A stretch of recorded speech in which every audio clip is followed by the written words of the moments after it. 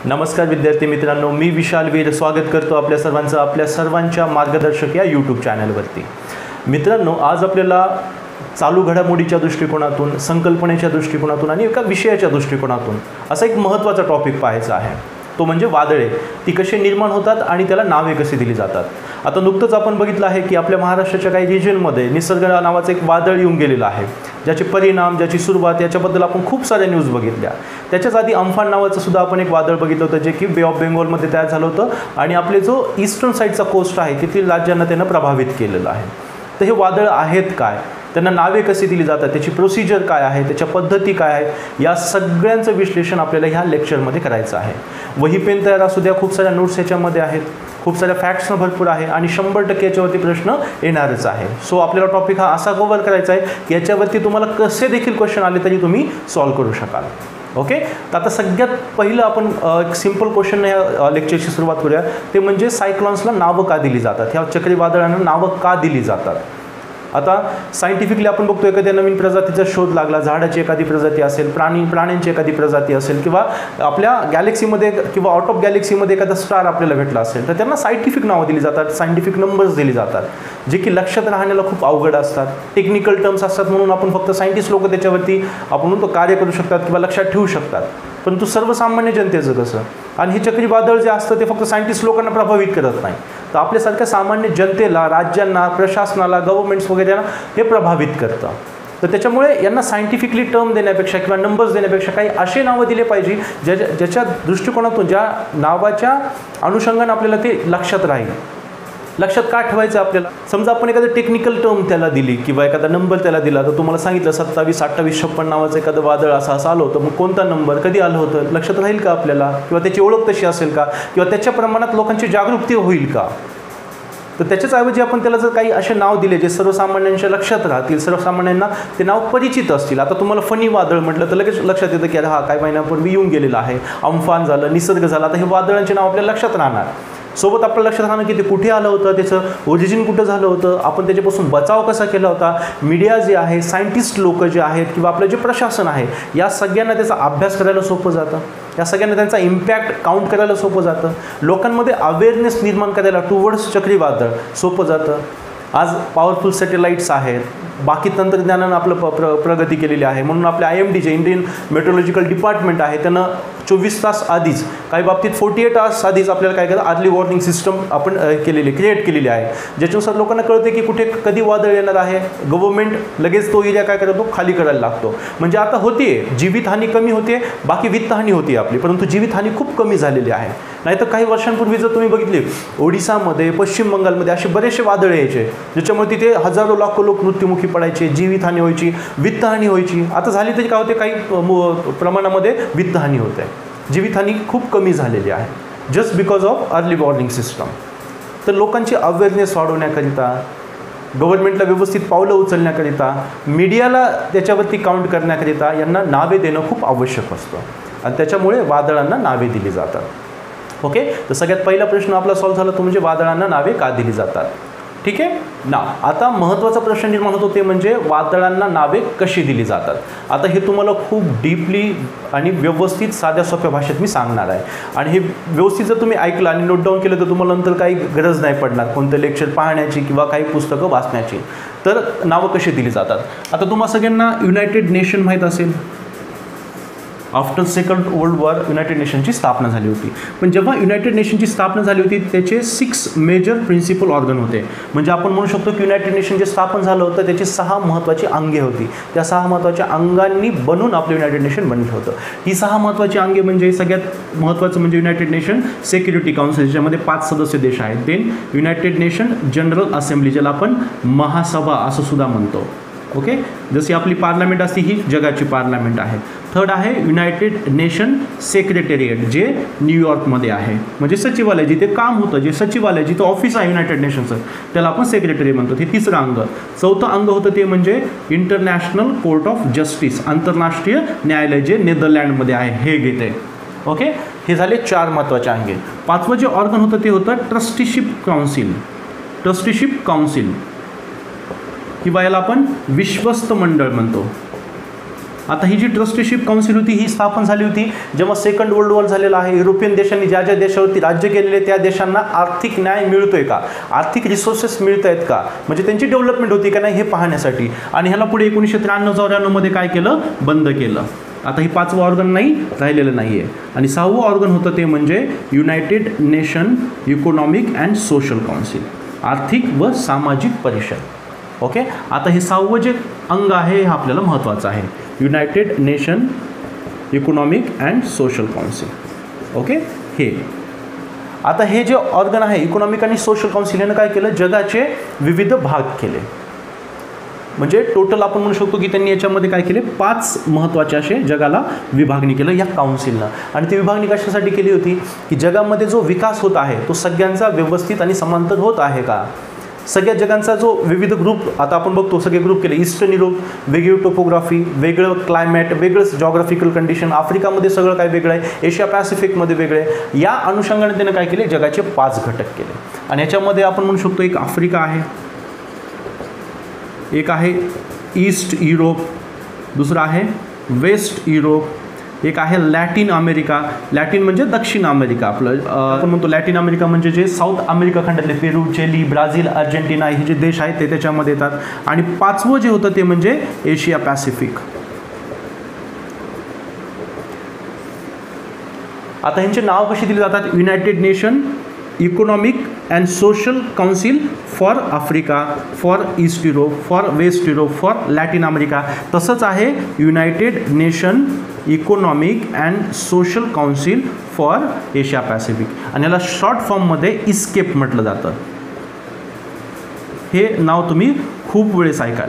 बऱ्याच वेळेस पुस्तकामध्ये काय केलं जातं, डायरेक्ट इस्केपद्वारा स्थापन असं दिलं जातं. पण इस्केप आहे काय, कसं बनलं हे आपल्याला माहीत नसतं. आता त्याची हिस्ट्री तुम्हाला कळाली. इस्केप बनलेलं आहे United nation economic and social काउन्सिलचं एक ऑर्गन म्हणून. आणि हे स्वतः काय आहे, जेव्हा युनायटेड नेशन स्थापन झालं त्याचं एक 6वं मेजर ऑर्गन होतं. आता तुम्हाला ते क्लिअर झालेलं आहे. नसेल कळत, लक्षात नसेल राहत तर लेक्चरला रिवाइंड करा, परत पहा. ओके ना, आता पण एकदा कळल्यानंतर तुम्ही विसरणार नाहीत. तर हे जे इस्केप आहे, ह्या इस्केपनं आणि WMO, इस्केप आणि WMO, इस्केप सर्वांना कळालं, United nation economic and social council for Asia Pacific. तर ह्याच्यामध्ये तुम्ही काही लक्षात नाही ठेवलं, फक्त एशिया पॅसिफिक जरी लक्षात ठेवलं तरी चालेल. तर एशिया पॅसिफिक आणि WMO एक आपण म्हणतो युनायटेड नेशनची स्पेशलाइज्ड एजन्सी आहे, जगातलं हवामान अभ्यास करणारी किंवा जगातील हवामानाचा अभ्यास करणारी आंतरराष्ट्रीय संघटना, सर्वोच्च संस्था आपण ज्याला म्हणू, वर्ल्ड मेट्रोलॉजिकल ऑर्गनायझेशन. संघटना जी जागतिक आहे आणि जी काय करते, मेट्रोलॉजिकल म्हणजे हवामानशास्त्राचा अभ्यास करते, जागतिक हवामानशास्त्राचा अभ्यास करणारी संघटना WMO. तर इस्केप आणि WMO या दोघांनी मिळून काय केला, एक ग्रुप तयार केला. कोणाचा, एशिया पॅसिफिक म्हणजे कोणत्या कंट्री येणार, आशिया आणि पॅसिफिक ह्या आपण म्हणतो ना, हा जो कॉन्टिनेंट आहे, हा जो कंबाईन कॉन्टिनेंट आहे याच्यावरच्या ह्याच्यामध्ये कंट्रीज येणार. तर या दोघांनी WMO आणि इस्केपनं खास कशांसाठी, सायक्लॉनसाठी. कारण की सायक्लॉन्समध्ये तर ट्रॉपिक सायक्लॉन जे आपण ट्रॉपिक या पृथ्वीमध्ये जर आपण बघितलं, नॉर्थ पोल, साऊथ पोल आणि मधले जो आपला विषुववृत्ताचा जो रिजन आहे त्याच्या 5 डिग्री नॉर्थ आणि 5 डिग्री साऊथला आपण इक्वेटोरियल रिजन आपण ज्याला म्हणतो, विषुववृत्तीय प्रदेश आपण ज्याला म्हणतो, ट्रॉपिक्स आपण म्हणतो. आणि ह्या ट्रॉपिकवरती हे वादळ निर्माण होतात म्हणून याला ट्रॉपिकल सायक्लॉन म्हटलं जातं. तर त्या खास त्या देशांसाठी यांनी काय केलं, 2000 साली एकूण 8 देशांना सोबत आणलं, 8 कंट्रीज. आता हे फॅक्ट्स आहेत आणि MPCला फॅक्ट्स विचारण्याची खूप जास्त आपण म्हणतो सवय आहे. दुसरीकडे जर आपण कन्सेप्टसुद्धा बघणार आहोत जे की UPC विचारते, म्हणजे परिपूर्ण लेक्चर होईल. आता 2000 साली 8 देश एकंदरीत त्यांनी आणले. त्याच्यामध्ये होते कसे, आता 8 देश लक्षात कसे ठेवायचे. आता हा आपला साधा भारत आहे. ओके, इथे आहे ओमान, पाकिस्तान, आपला भारत, बांगलादेश, म्यानमार. आता ही एक रेंज आपल्या लक्षात राहील की नाही, म्हणजे आपल्याला हे 5 देश लक्षात राहिले. कोणकोणते, ओमान, इथे आहे पाकिस्तान, आपला भारत, इकडे बांगलादेश आणि इकडे म्यानमार. ओके, राहिलेले 3 देश म्हणजे इथे आहे तो श्रीलंका, इथे आहे म्यानमार आणि थायलंड. म्हणजे खालचे 3 देश, वरचे 5 देश राहिले की नाही. 8 देश लक्षात ओके, सिम्पल आहे. Oman, Pakistan, India, Bangladesh, Myanmar. नेपाळला याच्यामध्ये घ्यायचं नाही. नेपाळ एक लँडलॉक कंट्री आहे. ऑप्शनमध्ये नेपाळ येईल आणि आपल्याला वाटेल की याच्यामध्ये म्यानमार पण आहे, बांगलादेश पण आहे, नेपाळ पण असणार, कारण की सोबतच आहेत ना ते बॉर्डर लागून. परंतु नेपाळ एक लँडलॉक कंट्री आहे, ओशन त्याला लागत नाही. त्याच्यामुळे बांगलादेश, म्यानमार आणि डायरेक्ट श्रीलंका, म्यानमार आणि थायलंड आहे. ह्या 8 देशांना सोबत घेऊन एक ग्रुप फॉर्म केला आणि ह्या ग्रुपला सांगितलं की जे वादळ तुमच्या रिजनमध्ये येतील ना त्याला तुम्ही नाव द्या. आता नाव कसे द्यायचे त्यासाठी रूल्स आपण पुढे बघणारच आहोत. आता काही वेळामध्ये ते होईलच. पण सुरुवातीला हे 8 देश आले आणि 8 देशांनी 8 नावं सजेस्ट केली. म्हणजे एकूण किती झाले? 64 नाईम्स. प्रत्येक वेळेस काय करतात हे 8 देश, प्रत्येक देश 8 नावं देणार आणि जेव्हा लिस्ट संपेल तेव्हा वापस 8 नावं दिली जाणार. म्हणजे ओमान 8 देईल, पाकिस्तान 8 देईल, भारत 8 देईल, बाकीचे देश 8 नावं देतील आणि जेव्हा ही 64 नावं संपतील पुन्हा वापस 8 नावं दिली जातील. पण हे नाव पाठवले जातात ह्या ऑर्गनायझेशनकडे. ऑर्गनायझेशन त्याला काय करते? अप्रूव्ह करते. अप्रूव्ह केल्यानंतर ते नाव त्या लिस्टमध्ये येतं. ओके, आता हे जे लेक्चरची असं आहे की हे लेक्चर बघितल्यानंतर तुम्हाला एखादं सायक्लॉन येण्याच्या आधी त्याला नाव काय असणार हे तुम्हाला कळणार आहे. म्हणजे एखादं सायक्लॉन समजा येणार आहे म्हटलं की ते सायक्लॉन तयार होईल तर तुम्हाला क्लिक होईल की हा येणाऱ्या सायक्लॉनचं नाव हे असणार आहे. त्याची लिस्टसुद्धा तुम्ही तुम्हाला देणार आहे. ओके, परंतु आता हे 8 देश याच्यामध्ये झाले आणि 2018मध्ये म्हणजे लेटेस्ट चेंजेस आहे त्याच्यासाठी ही फॅक्ट इम्पॉर्टंट ठरते. 2018मध्ये आणखी 5 देशांना याच्यामध्ये इन्क्लूड केलं गेलं. म्हणजे आधी 8 होते आणि आता 5, टोटल किती? 13.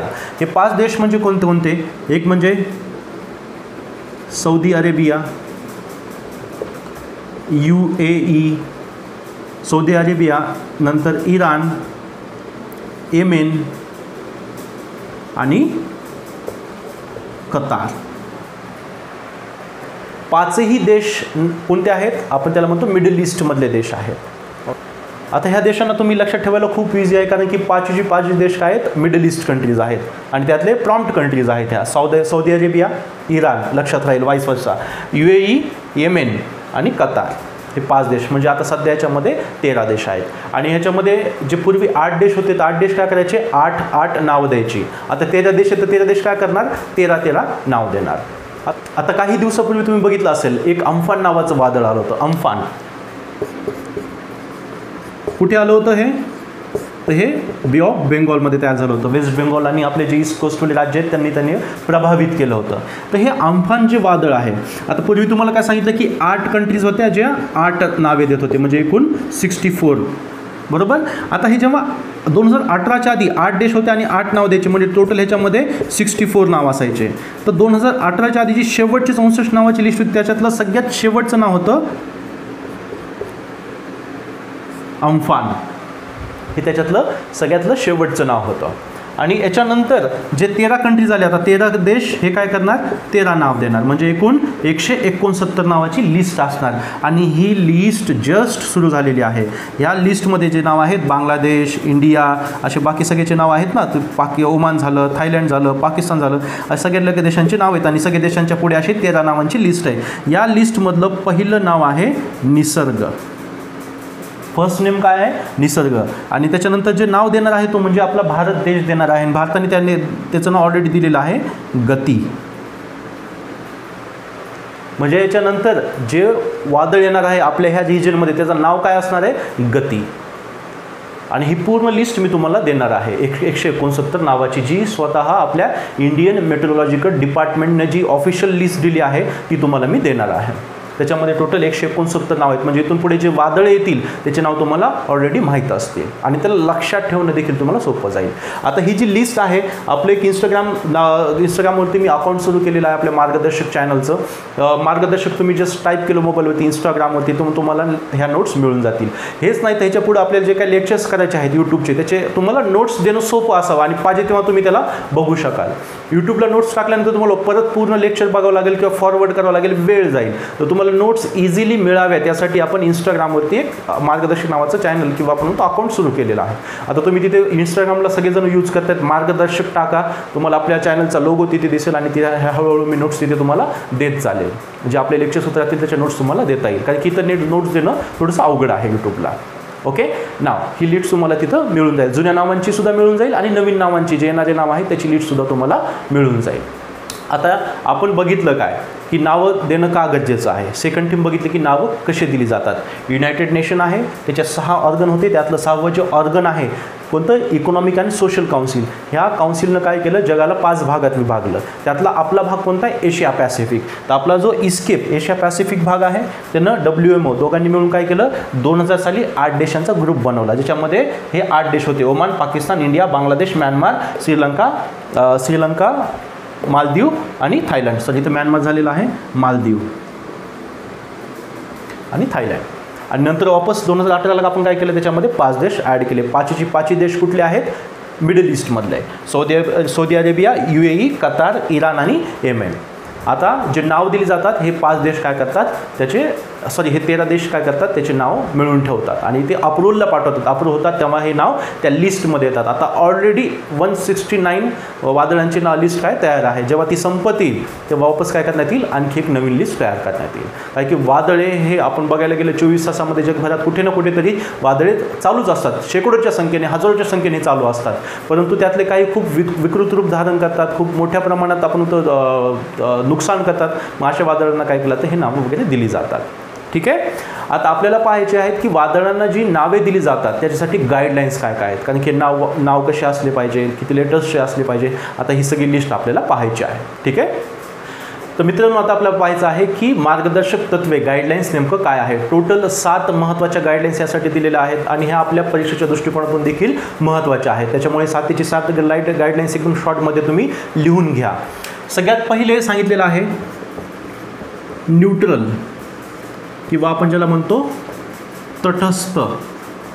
आता जे नाव तुम्ही वादळांना देणार आहात ते पॉलिटिकली, देन कल्चरली आणि सेक्शुअली,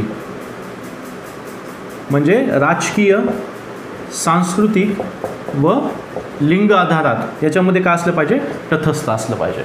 म्हणजे अशा नावानं कोणतेही राजकीय वादग्रस्त नाही का, राजकीय वाद निर्माण होतील किंवा एखाद्याच्या संस्कृतीला ठेच पोहोचेल किंवा लिंगांवरती काही भेदभाव करणारं असेल असं हे नाव नसलं पाहिजे. म्हणजे या सर्वांच्या बाबतीत हे नाव काय असलं पाहिजे, सगळ्यात पहिले तटस्थ असलं पाहिजे, कोणताही एक स्टँड घेणारं नसलं पाहिजे. सेकंड ह्याच्यामध्ये सांगितलेलं आहे त्याच्यामुळे कोणत्याही जातीचे, आपले जे पॉप्युलेशन आहे, जे लोक ह्या जगभरामध्ये राहत आहेत, फक्त रिजनमधलेच नाही तर पूर्ण जगामध्ये जे लोक लागतात त्यांचे इमोशन्स किंवा आपण ज्याला म्हणतो भावना या दुखल्या गेल्या नाही पाहिजेत, ह्या अबाधित राहिल्या पाहिजेत. थर्ड थिंग म्हणजे हे नाव रूड आणि क्रुएल, म्हणजे आपण याला म्हणतो उद्धट किंवा क्रूर असू नये. क्रूर म्हणजे काय, नावातून व्हायलन्स प्रभावित दिसत असेल किंवा उद्धट म्हणजे कोणत्या आपण म्हणतो ह्या मानवतेला किंवा आपल्या मोरल व्हॅल्यूजला हर्ट करणारं हे नसू नये. फर्स्ट न्यूट्रल असलं पाहिजे. सेकंड थिंग म्हणजे त्यानं भावना दुखवल्या गेल्या पाहिजे नाही. आणि 3 म्हणजे ते रूड आणि क्रुएल नसावं ना. आता हे चौथी जी गाईडलाईन आहे ती त्यांनी सांगितलेली आहे, नावामध्ये 8 लेटर्स किंवा आपण म्हणतो ना अल्फाबेटपेक्षा जास्त नसावे, म्हणजे 8 अक्षरांचाच याच्यामध्ये काय असावा, समावेश असावा. आता तुम्ही इंग्लिशमध्ये अम्फान बघा किंवा निसर्ग किंवा फनी, हे किती आहेत, 6, 7, 8 नाही का, 4, 5, 6, 7, 8 अक्षरांच्या पुढे कोणत्याही वादळाचं नाव नसतं. तर 8 अक्षरच त्याच्यामध्ये असले पाहिजे. फिफ्थ थिंग म्हणजे त्याचा उच्चार हा सोपा असावा. 6वी त्यांना जे दिलेलं आहे ते म्हणजे तुम्ही जे नाव पुरवतायत ते उच्चारासहित पुरवावे, उच्चारासहित पुरवावे. ओके. आता ह्याच्यामध्ये उच्चार सोपा असं म्हणजे सगळ्या, आता भारत आपण बघितल्या रिजनमध्ये इंडिया, देन पाकिस्तान आहे, ओमान म्हणजे मिडल ईस्टमधल्या कंट्रीज आहेत, थायलंड आहे, म्यानमार आहे, बांगलादेश आहे. प्रत्येक ठिकाणी आपण म्हणतो वेगळी संस्कृती आहे, वेगवेगळ्या भाषा तिथे बोलल्या जातात. तर ते नाव असं असलं पाहिजे की सगळ्या सर्वसामान्य लोकांना ते इझिली प्रोनाऊन्स करता आलं पाहिजे आणि इंटरनॅशनल ऑर्गनायझेशनला सुद्धा ते व्यवस्थित प्रोनाऊन्स करता आलं पाहिजे. म्हणजे तुम्हाला एक गाईडलाईन काय म्हणते की उच्चार सोपा पण पाहिजे आणि बोलण्यासही ते काय असलं पाहिजे, सोपं असलं पाहिजे. आणि नेक्स्ट गाईडलाईन काय म्हणते की तुम्हाला ते नाव पुरवायचं आहे ते त्याच्या उच्चारासहित, त्याच्या प्रोनाऊन्सिएशनसहित तुम्हाला काय करायचं आहे, पोहोचवायचं आहे. मग जेव्हा तुम्ही ऑफिशियली देत आहे, भारत सरकार एखादं नाव ऑफिशियली देत आहे गती, तर गती कसं बोललं जातं हे सुद्धा तुम्हाला त्या ऑर्गनायझेशनला सांगायचं आहे. शेवटची गाईडलाईन याच्यामध्ये आहे, गाईडलाईन इथे लिहितो. 7वी गाईडलाईन जी आहे ती आहे की प्रत्येक वेळी हे नाव नवीन असावं, न्यू नेम. जुन्या नावाचा पुनर्वापर नाही करायचा. प्रत्येक वेळेस नाव जे 169 नाव असतील ते फ्रेश असतील, त्याच्यानंतर वापस जे 169 नाव येतील ते सुद्धा काय असतील, फ्रेश असतील.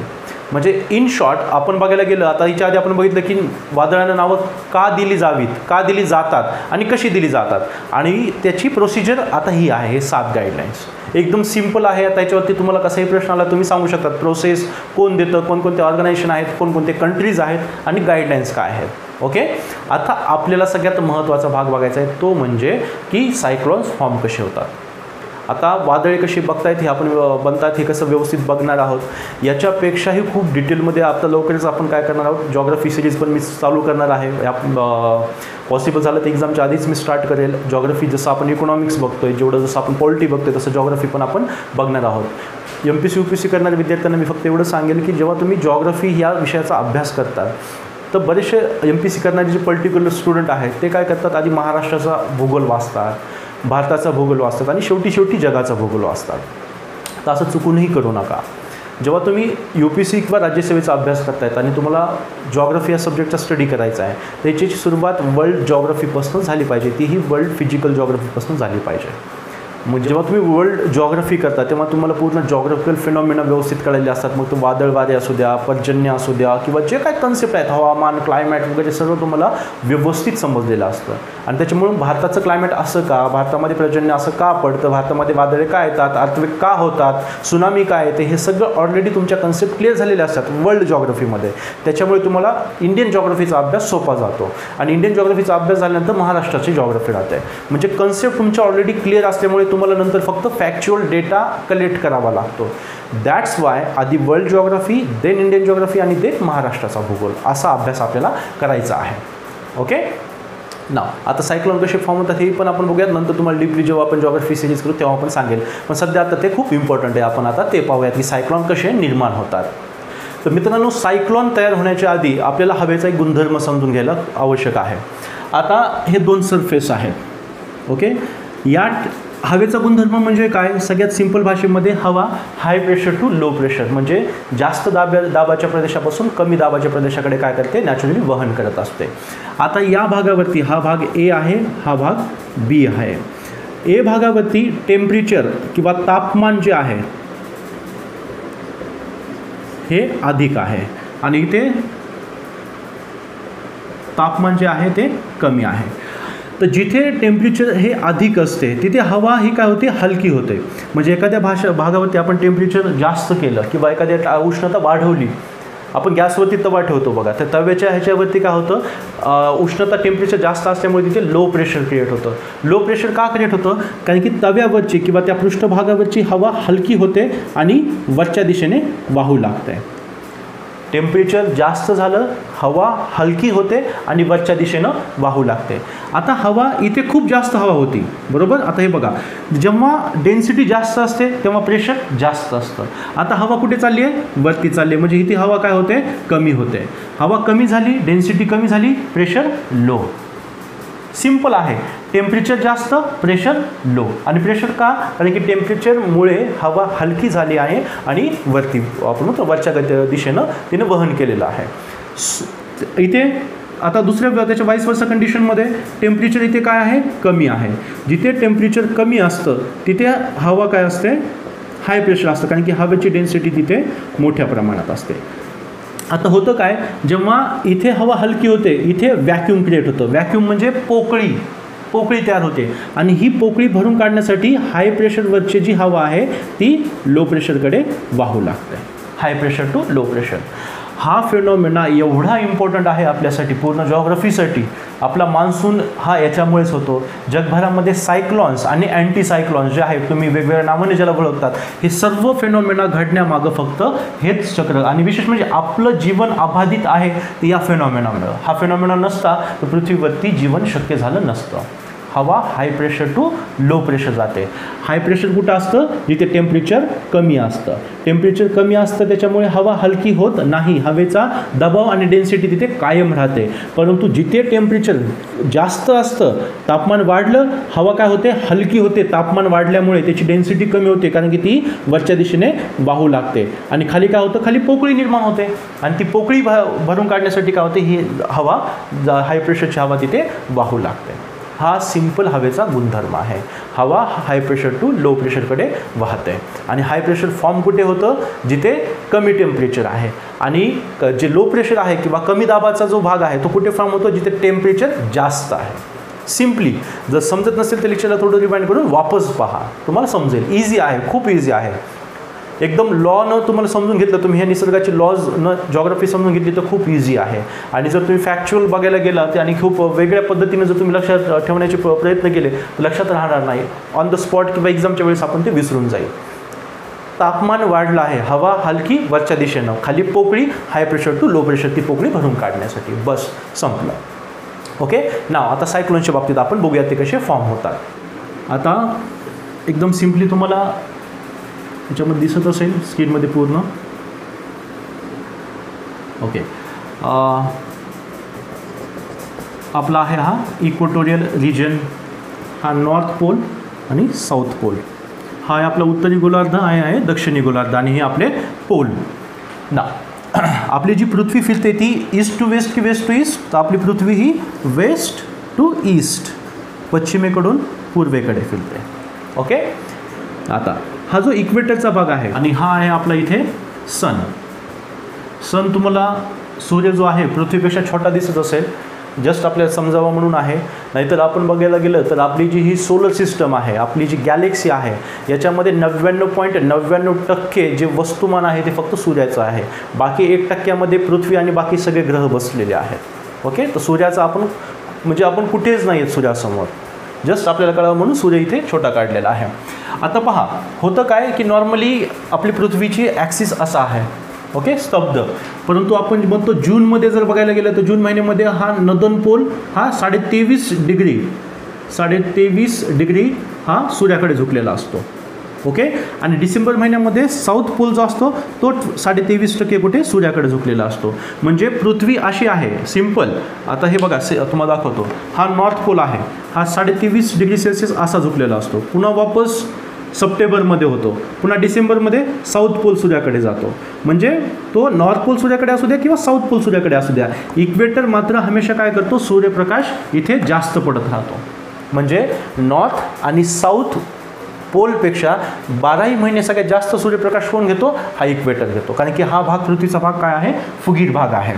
आता बघा, सायक्लोन फॉर्म होण्यासाठी सगळ्यात आदर्श गोष्टी आपल्याला जे लागत असतात ते म्हणजे किमान 26 डिग्री सेल्सिअसपेक्षा जास्त टेम्परेचर असलं पाहिजे. आणि हे टेम्परेचर 50 मीटरपेक्षा जास्त समुद्र प्रवाह जो असतो ना, खोली, ही जी डेप्थ असते समुद्राची, तर समुद्राची जी 50 मीटर डेप्थपर्यंत हे टेम्परेचर असलं पाहिजे. कारण की जगामध्ये 2 गोष्टी आहेत ज्या पूर्ण जगभर फिरत असतात. एक म्हणजे वारा आणि दुसरं म्हणजे पाणी. जेव्हा समुद्र प्रवाह, समुद्राचं हे जे डेप्थ आहे, हे जे पाणी आहे, हे गरम होतं, ह्याचं टेम्परेचर वाढतं, तर ह्या पाण्यावरचे जे वारे आहेत त्यांचं टेम्परेचर देखील काय होतं? वाढलं जातं. आणि हाय आणि लो प्रेशरचे खेळ चालू होतात. त्याच्यामुळं आपल्याला काय लागतं? 26 डिग्री सेल्सिअसपेक्षा जास्त टेम्परेचर कितीपर्यंत? 50 मीटर डेप्थपर्यंत आपल्याला ते पाहिजे आहे. सेकंड थिंग म्हणजे वाऱ्याचं अस्तित्व आणि त्याची गती, या दोन्ही गोष्टी आपल्याला तिथे पाहिजे आहेत. थर्ड थिंग महत्त्वाची म्हणजे ते म्हणजे पृथ्वीचं रोटेशन आपल्याला पाहिजे. पृथ्वी फिरते तेव्हाच ते सगळं होईल ना. पृथ्वी फिरल्यामुळे सगळ्या गोष्टी पॉसिबल आहेत. तर अर्थचं रोटेशन आपल्यासाठी इथं महत्त्वाचं आहे. आता होतं काय की आता हा जो इक्वेटरचा पट्टा आहे, इक्वेटोरियल रिजन जो आहे, उष्णवृत्तीय प्रदेश जो आहे, हा सूर्याचं खूप जास्त टेम्परेचर काय करतो? आत्मसात करतो. 12ही महिने, पृथ्वी नदन पोल असू द्या किंवा साऊथ पोल असू द्या.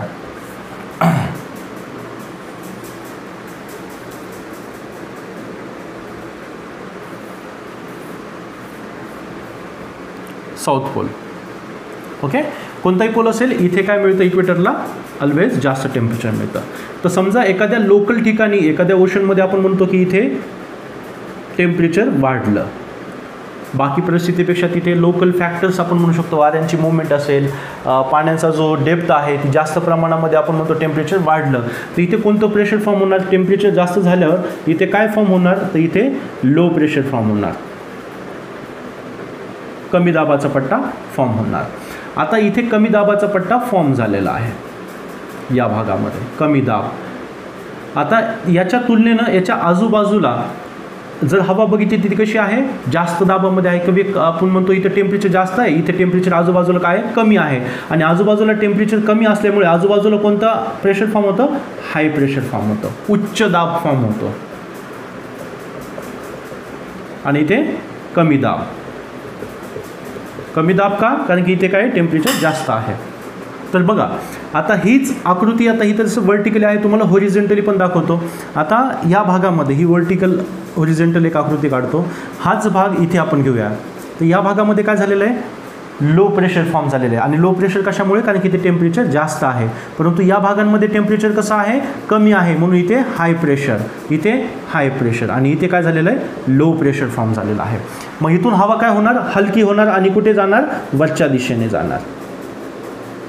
हवा वरच्या दिशेने वाहू लागली. आता हवा इथून वरती जेव्हा जाते तेव्हा ती काय होते, समुद्रावरचं खूप सारं मॉइश्चर आपल्यासोबत घेऊन जाते, बाष्प आपल्यासोबत घेऊन जाते. आणि मग इथून पुढे हवा जेव्हा वरती जाते तर हवा थंड होते. आणि हवा थंड झाल्यानंतर तिची बाष्प कॅरिंग कॅपॅसिटी म्हणजे स्वतःसोबत बाष्प घेऊन जाण्याची कॅपॅसिटी कमी होते. आणि मग स्वतःसोबत आणलेलं बाष्प ती काय करते, खाली सोडते, म्हणजे पाऊस आपण म्हणतो तिथे पडू लागतो. परंतु जेव्हा हे कंडिशन होतं की हवा वरच्या दिशेने जाते आणि मग हवा काय होऊ लागते, हळूहळू थंड होऊ लागते. वरती गेल्यानंतर हवा काय होते, वापस थंड होऊ लागते. आणि परत जेव्हा हवा थंड झाल्यानंतर ती कुठे वाहणार, गरम हवेच्या प्रदेशामध्ये. म्हणजे ही हवा वापस कुठे येते, खाली येते आणि कुठे वाहू लागते, लो प्रेशरकडे. इथे सुद्धा सेम वापस हवा इथे वाहू लागली आहे. प्लस आजूबाजूची जी हाय प्रेशरच्या हवा होत्या त्या आपण काय होऊ लागल्या, इथे येऊ लागल्या. म्हणजे एकंदरीत इथे खूप पॉवरफुल असं लो प्रेशर झोन काय झालं, तयार झालं. आणि ह्याच्या भोवती काय झालं, हाय प्रेशर. ते हवा काय होऊ लागल्या, याच्या भोवती फिरू लागल्या. कशाच्या भोवती, लो प्रेशरच्या भोवती. आणि याचंच रूपांतर जेव्हा ह्या वाऱ्यांची गती ही अधिक होते, 100 kilometre, 150 kilometre per hour, 200 kilometre per hour, 300 kilometre per hour, याच्यापेक्षाही जास्त स्पीड होते या वाऱ्यांची. मग तेव्हा आपण त्याला काय म्हणतो, सायक्लॉन म्हणतो. कारण की हे आता धोकादायक स्वरूप त्याने धारण केलेलं आहे. आणि हा जो मधला पट्टा असतो, जेव्हा सायक्लॉन निर्माण होतो, या मधल्या पट्ट्यामध्ये अतिशय शांत क्लायमेट असतं, क्लिअर स्काय असतो. कारण की सगळी काही जी धुमाकूळ आहे ती याच्या आजूबाजूला चालू आहे आणि मध्ये मात्र शांत आहे. तर हा जो शांत एरिया असतो हा 30 ते 60 किलोमीटरपर्यंतचा असू शकतो, छोटासा नसतो तो. कारण की हे जो सायक्लोन आहे ना, हा नॉर्मली 300 ते 600 किलोमीटर रेडियस एवढा असतो. म्हणजे पहा, एखाद्या देशाला सुद्धा तो आपण म्हणतो ना पूर्ण कव्हर करू शकतो. म्हणजे एवढं मोठं सायक्लॉनसुद्धा होऊ शकतं. आणि त्याच्यामध्येही सायक्लॉनिक काय असतं, जिथे टेम्परेचर जिथे वेदर हे काय असतं, कॉन्स्टंट असतं, स्थिर असतं, क्लिअर असतं. परंतु आजूबाजूला ह्या सगळ्या घडामोडी होऊ लागलेल्या असतात. आता होतं काय, याच्यामध्ये काही बाष्प धारण केलेल्या हवा असतात, काही ड्राय एअर असतात, मॉइस्ट एअर असतात. हे सगळे एकत्र येऊ लागतात. विविध प्रकारच्या ह्याच्यामध्ये काय होतात, ढगांची निर्मिती होऊ लागते. मग विजांचा गडगडाट होणं, पाऊस होणं, पुन्हा वाऱ्यांना आणखी जास्त गती होणं. कारण की इथे जेवढं लो प्रेशर आणखी जास्त फॉर्म होत राहील तेवढे सभोवतालचे वारे जास्तीत जास्त स्पीडनं त्याच्या भोवती फिरतील. ओके, तर हा सायक्लोनचा फेनोमेना आहे. आता तुम्ही ऐकलं असेल की हा जो उत्तर गोलार्ध आहे, नॉर्दर्न हेमिस्फिअर आहे आणि सदर्न हेमिस्फिअर आहे, की आपले हे जे सायक्लोन असतात, आपले सायक्लोन जे असतात ते नॉर्दर्न हेमिस्फिअरमध्ये काउंटर क्लॉकवाईज किंवा अँटी क्लॉकवाईज आपण म्हणतो फिरतात. आणि हेच सायक्लोन सदर्न हेमिस्फिअरमध्ये क्लॉकवाईज फिरतात. याच्यावरती सुद्धा आत्तापर्यंत भरपूर वेळेस प्रश्न विचारलेला आहे की कशामुळे. आता याच्यामध्ये सगळ्यात जास्त आपण म्हणतो एक फेनोमेना जो काम करतो म्हणजे कोरिओलिस फोर्स आहे. कोरिओलिस नावाचे एक आपण म्हणतो जिओफिजिस्ट होऊन गेलेले आहेत 19व्या शतकामध्ये, म्हणजे 1800च्या कालखंडामध्ये त्यांना हा फेनोमेना मांडला होता, त्यांना हा अभ्यास मांडला होता. आणि मग त्यांच्या ह्या लॉजला कोरिओलिस फोर्स हे नाव दिलं. पृथ्वीच्या घूर्णन क्षमतेमुळे निर्माण होणारी जी गती आहे, जी तिच्या विरुद्ध दिशेने वाहते, तिला आपण कोरोलिस फोर्स म्हणतो. आता होतं काय, हे बघा, आपली जी पृथ्वी आहे, हा जो इक्वेटर आहे, आता ही पृथ्वी जी आहे ती वेस्ट टू ईस्ट फिरते, पश्चिमेकडून पूर्वेकडे अशी फिरते, राईट. आता अशी फिरत असताना हवा काय होते, आता बघा आपण लहानपणी भवरा फिरवायचो किंवा भिंगरी फिरवायचो, तर त्याच्या आजूबाजूला त्याच्या विरुद्ध दिशेने हवा फिरत असते. किंवा सिम्पली तुम्ही गोल फिरणार एखाद्या झोपाळ्यामध्ये बसले, जो असा फिरतोय झोपाळ्यामध्ये, आणि तुम्ही बॉल वरती फेकला आणि तो झोपाळा या दिशेने फिरतोय वेस्ट टू ईस्ट, तर तो बॉल पुढे जाणार नाही, तो पुढे मागे होईल. का? कारण की ते कोरिओलिस फोर्समुळे. ओके, तर सेम आपल्या पृथ्वीवरती देखील काय होतं, आता बघा, हाच जी आपण हॉरिझॉन्टल आकृती बघितली होती ती आपण इथे बघूयात नॉर्दर्न हेमिस्फिअरमध्ये. तर इथे लो प्रेशर फॉर्म झालेला आहे. तो लो प्रेशर फॉर्म झाल्यानंतर हवा काय होते, वरच्या दिशेने जाऊ लागते, राईट. आता हवा कुठे गेली, जमिनीपासून वरती गेली, हलकी झाल्यामुळे. हे वरती निघलेले जे वारे आहेत, पृथ्वीच्या रोटेशनमुळे, पृथ्वीच्या घूर्णन क्षमतेमुळे हे वारे काय होतात, त्यांची नॉर्थकडे वळतात. आणि पुन्हा काय होणार, आता एक ब्रँच ही इथून पोलकडे जाणार, आणि ह्याच्यामध्ये दुसरा एक फेनॉमेनॉन काम करतो, तो इथे बघायची, सायक्लोनला पाहायची गरज नाही. जेव्हा टेम्परेचर डेरिव्हेशन्समुळे, जे डिफरन्सेस आहेत टेम्परेचरमुळे, त्याच्यामुळे एक ब्रँच नॉर्थ पोलून इक्वेटरकडे पण येते आणि साऊथ पोलकडून इक्वेटरकडे पण येते. पण आता इथे आपल्याला कोरिओलिस फोर्स बघायचा आहे, जो काय होतो, पृथ्वीची वेस्टकडून ईस्टला फिरत आहे, त्याच्यामुळे वारे काय होतात, डिफ्लेक्ट, आपल्या मार्गातोडून काय होतात, दुसरीकडे वळली जातात.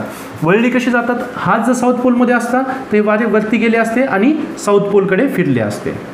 हा एवढा जरी भाग कळाला तुम्हाला, कोणता भाग, असा हे साऊथ पोल आहे, वारे वरती गेली आणि पृथ्वी अशी फिरत असल्यामुळे तिच्या विरुद्ध दिशेला अशी वळली. पण वळली कुठे, साऊथ दिशेला. आणि उत्तरी दिशेला आपण नॉर्दर्न हेमिस्फिअरमध्ये बघितलं तर हे वारे उत्तरेकडे अशी डिफ्लेक्ट झाली. आणि मग डिफ्लेक्ट झाल्यानंतर वापस ही वारे वरती गेलेली आहेत, थंड झालेले आहेत, हाय प्रेशरमध्ये आहेत, म्हणून हे वारे, थंड झालेले वारे कुठे वापस येणार, इथे आपल्या लो प्रेशरकडे येणार. म्हणजे इथे आपण जे हॉरिझॉन्टली बघितलं, आणखी एकदा तुम्हाला मी व्यवस्थित सांगतो. तर काय झालं, हा लो प्रेशर होता, वारे वरती गेली आणि वापस उत्तरेकडे वळाली, आणि वळाल्यानंतर ती वापस आकर्षित कुठे झाली, तर आपल्या ह्या लो प्रेशरकडे. म्हणजे इथे काय तयार झालं, असा सायक्लॉन. आणि सगळं कशाभोवती होतं आहे, तर आपल्या ह्या सायक्लॉनिक आय भोवती होतं आहे. सायक्लॉनिक आय, डोळा. तसं मी तुम्हाला सांगितलं, इथे क्लायमेट काय असतं, स्थिर असतं, परंतु इथे मात्र काय होतं आहे, बाकीकडे ट्रिमेंडस कुठे विजा चमकत आहेत, पाऊस पडत आहेत, जोरजोरात वारे वाहत आहेत, आणि प्लस आजूबाजूचे जे हाय प्रेशरचे वारे आहेत ते सुद्धा काय होतात, इथे येऊ लागतात, हाय प्रेशरचे वारे. कारण की या मध्यभागी काय झालेलं आहे, या मध्यभागी एक लो प्रेशर फॉर्म झालेला आहे. ओके, हा जो भाग आहे सायक्लॉनिक आयचा भाग आहे, आणि ह्याच्या भोवती जी तडा असते याला आपण सायक्लॉनिक वॉल म्हणतो, सायक्लॉनिक वॉल.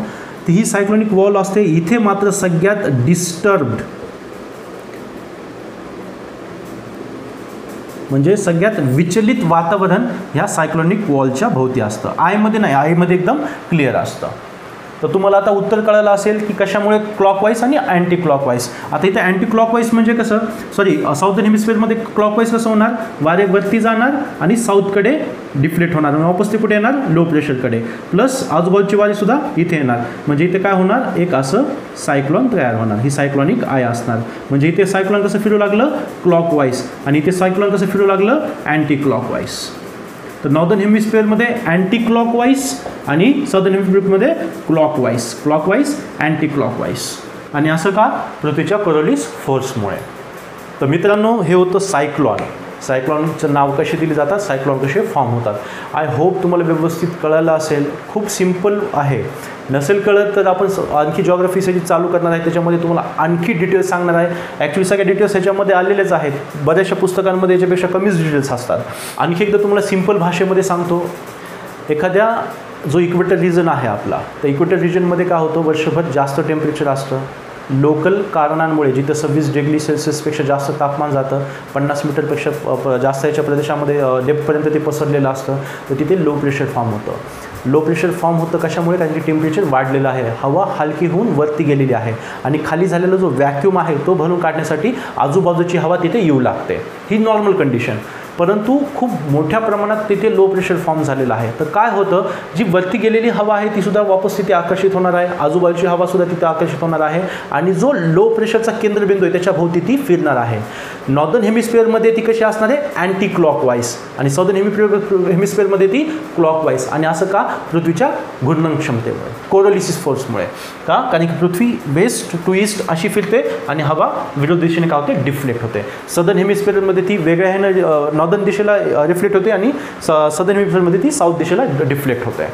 आणि म्हणून जो सायक्लोन आहे ते अँटी क्लॉकवाईज आणि क्लॉकवाईज असे फॉर्म होतात. ओके, तर किचकट वाटत असेल तुम्हाला, समजण्यामध्ये कन्फ्यूज वाटत असेल, ज्यांनी लक्ष देऊन लेक्चर बघितले त्यांना जराही वाटणार नाही. जर वाटलं तर लेक्चरला फक्त थोडं काही वेळेस रिवाईज करून बघा, रिवाइंड करून पहा, तुम्हाला कन्सेप्ट नक्की क्लिअर होतील. ओके, डायग्रॅमॅटिक रिप्रेझेंटेशन आपले एवढे खूप असे चांगले नाही आहेत, पण तुम्हाला नक्की समजतील असे तरी आहेत. ओके, तर मित्रांनो आज आपण इथेच पाहणार आहोत. होप की तुमचे सगळ्यांचे सगळे क्वेश्चन सॉल्व्ह झाले असतील. ओके, या संदर्भात जे काही नोट्स असतील ते इंस्टाग्रामवरती मी अपलोड करेल, तिथे तुम्ही चेक करून पहा. त्याची लिंक मी खाली तुम्हाला डिस्क्रिप्शनमध्ये देईलच. ओके, तर भेटूयात लवकरच नवीन सेशनसोबत. तोपर्यंत जय हिंद, जय भारत.